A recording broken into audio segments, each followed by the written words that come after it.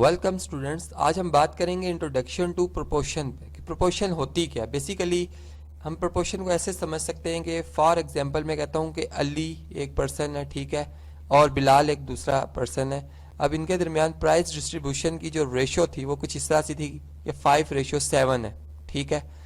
यानी इस हिसाब से इनके दरमियान जो प्राइस को डिस्ट्रीब्यूट किया गया। इसी तरह से एक और स्कूल है जहाँ पर एक बच्ची है जी आमना, ठीक है, और सेकंड जो इसमें स्टूडेंट है फॉर एग्जांपल वो है किरण, ठीक है।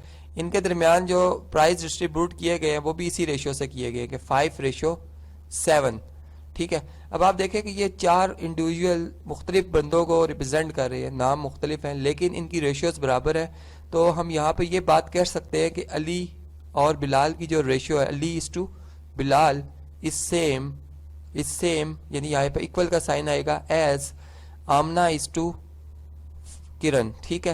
यानी बात आप समझ गए होंगे कि इनकी जो प्राइस डिस्ट्रीब्यूशन की रेशियो वो आपस में एक जैसी है। अब प्राइजेस एक जैसे नहीं भी हो सकते, यानी क्या बताए, यहाँ पर अली को जो प्राइस मिला वो 500 हो, बिलाल को जो प्राइस मिला वो 700 हो, इसी तरह आमना को जो प्राइस मिला वो 5000 हो सकता है, ठीक है, और किरण को जो प्राइस मिला वो 7000 हो सकता है। लेकिन रेशियो के हिसाब से देखा जाए तो इन चार बंदों में जो रेशियोज हैं वो आपस में बराबर हैं।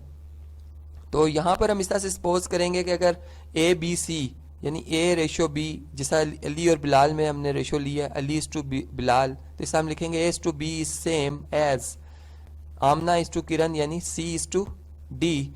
तो ये जो अब मैंने आपके सामने एक स्टेटमेंट लिखी है, बेसिकली इसको हम कहते हैं कि ये प्रोपोर्शन है, जिसको इन जनरल जो है, इन जनरल हम सादे अल्फाज में इस तरह से लिख सकते हैं कि ए रेशो बी, यहाँ पर प्रोपोर्शन का एक सिंबल होता है 4 डॉट्स हम लगा देते हैं इस तरह से, C/D सेम पढ़ा जाएगा, वही मीनिंग्स हैं, ठीक है।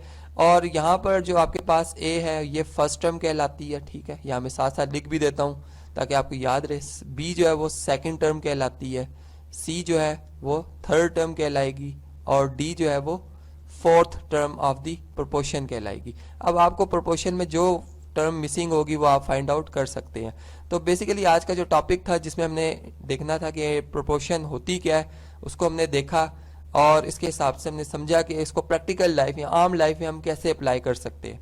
नेक्स्ट टॉपिक में मैं आपको लॉ ऑफ प्रोपोर्शन के बारे में बताऊंगा और कुछ प्रॉपर्टीज होंगी प्रोपोर्शन के हवाले से बात करेंगे उस पर।